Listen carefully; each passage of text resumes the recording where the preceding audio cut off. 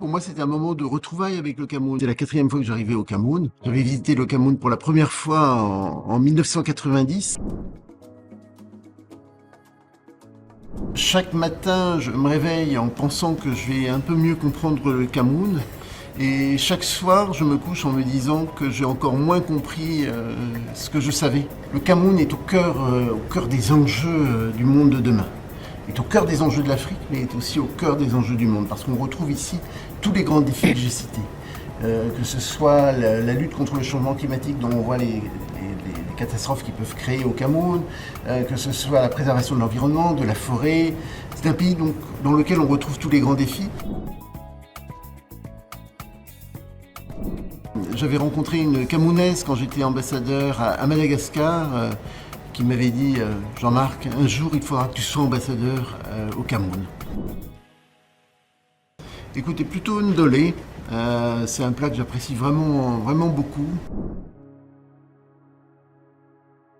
Je vous réponds tout de suite, partenariat, c'est ce qui compte, c'est le lien humain, c'est la relation de l'un avec l'autre, c'est être ensemble, c'est agir ensemble.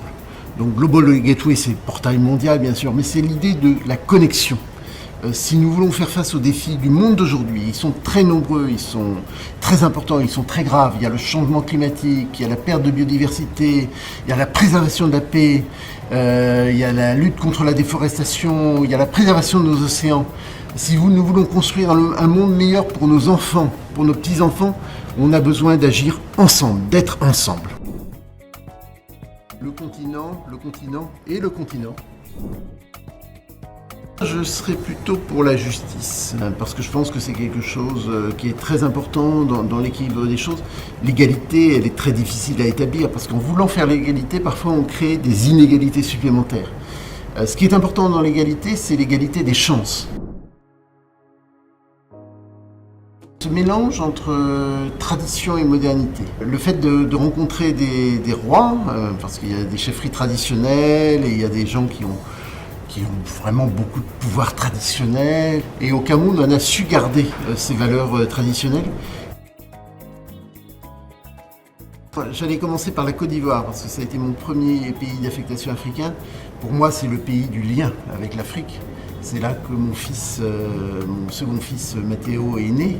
Madagascar, pour moi, alors je vais vous dire, ce sont les ancêtres, parce que c'est la rencontre avec un autre monde, un monde...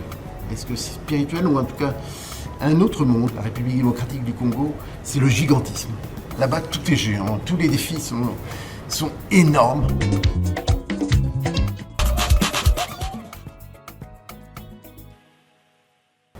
Écoutez, sagement, il faut que je vous réponde que je suis plutôt au Makossa. Le Makossa correspond peut-être un petit peu plus à l'élégance diplomatique, et je ne rejette rien. Monsieur l'ambassadeur, êtes-vous si attaché à l'Afrique? Parce que je suis convaincu dans mon métier diplomatique que l'Afrique, d'abord c'est le berceau de notre humanité, nous savons que c'est aussi l'avenir du monde. Parce que c'est le continent le plus jeune. C'est là que se joue l'avenir de l'humanité. La sauce, c'est bon à nous.